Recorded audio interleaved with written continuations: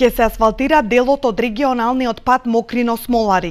Истиот е во должина од 4 километри и ширина 6 метри, а работите треба да започнат некаде во месец септември. Овој проект е многу значаен за жителите на Мокрино, бидејќи со негово реализирање преку асфалт ќе одат и до мокринските извори.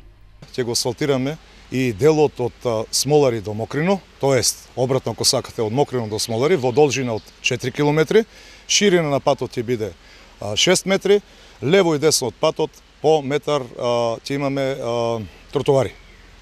Средствата се обезбедени преку владата на Република Македонија во висина од 1.300.000 евра. Со оваа активност ние ќе започнеме веќе во септември месец оваа година. Мокрино наскоро ќе добие и нов урбанистички план.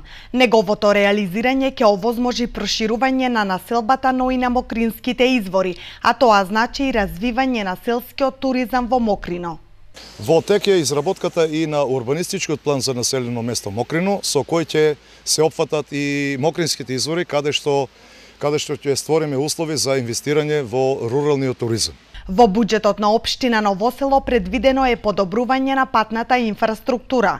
Освен во Мокрино ќе се асфалтираат и улици во другите населени места, а ќе се реализираат и проекти со кои ќе се подобрат условите за живот на местното население.